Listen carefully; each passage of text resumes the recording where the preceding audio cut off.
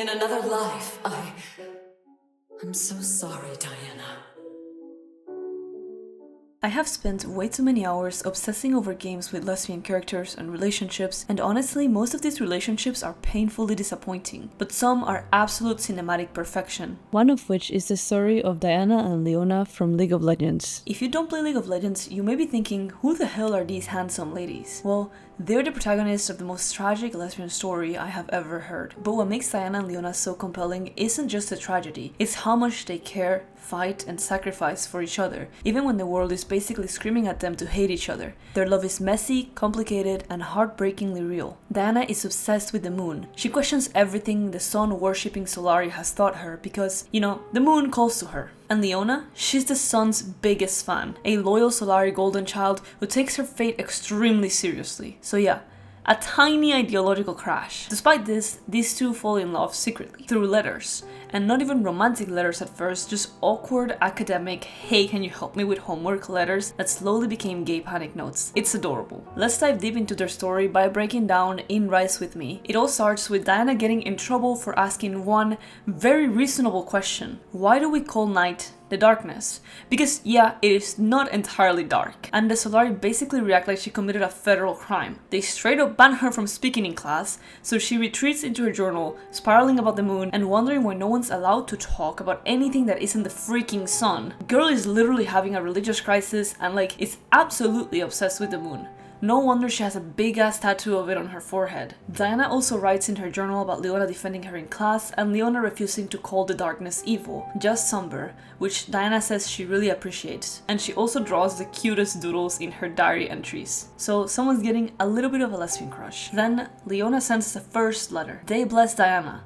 Are you often busy after our instruction? I'm not doing as well in oratory as I could be. Could you help me? In the light, Leona. Bro is low-key shooting her shot, asking for some one-on-one tutoring, and Diana fumbles the bag. And spoiler, this is not the last time this happens. Diana basically responds with, why would you want help from someone who isn't allowed to speak in class? Like, girl, please. But Leona keeps trying. She pushes gently, Diana finally agrees, and suddenly they're writing back and forth constantly. And Diana writes in her journal, I am shocked that Leona came to me, and I am still not certain that this isn't some kind of joke, but it isn't as though I have any of my own oratory lessons to work on, so I agreed to help her. Obviously, we won't be meeting in person. I don't want any of the instructors to look down on Leona for asking the resident heretical loner for help. I like the idea of having someone to talk to sometimes, even if it's someone who believes with the fullness of her heart in everything we're taught here. If association with me were to lose her the respect she has earned from so many, then what reason would she have to keep talking to me?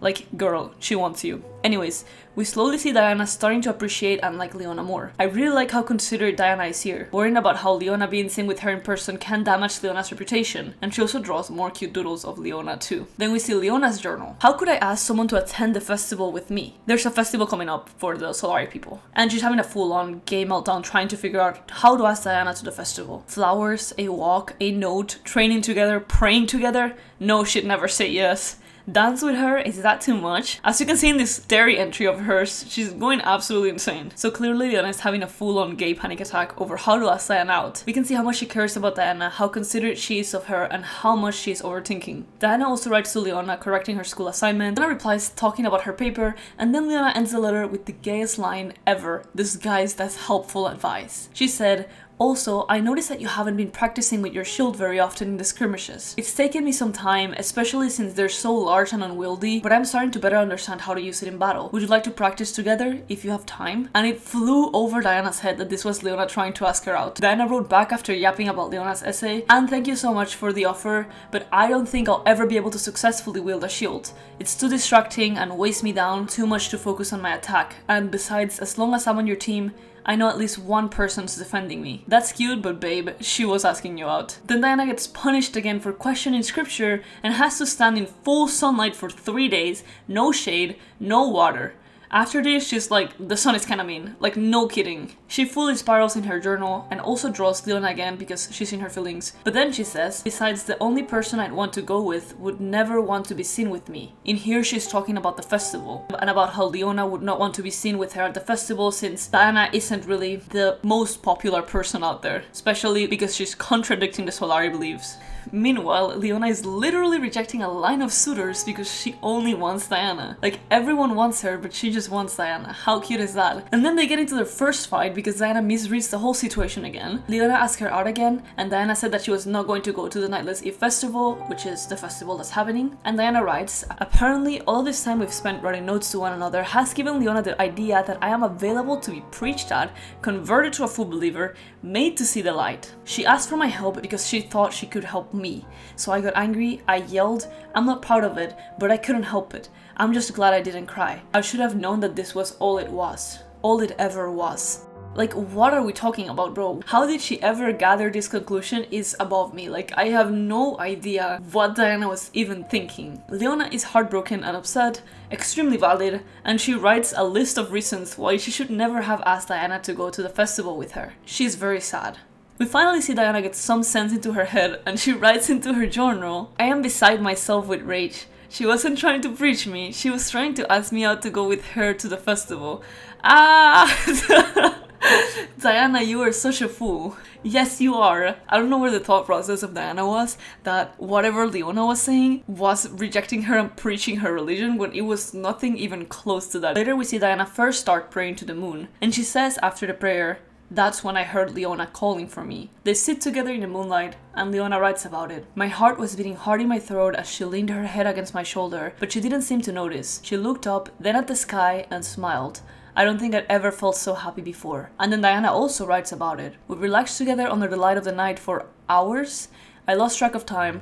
I wanted so badly to point to the glow above us, to ask her what she thought, if that made her think about the sun and her light any differently. But instead, we sat beside one another and looked up together. At some point, there was a cloud that darkened the sky, and I could see the light from the torches reflecting off of it. I still didn't want to go to the festival, but I know how important this sort of thing is to Leona, and she'd stay with me for ages without complaint.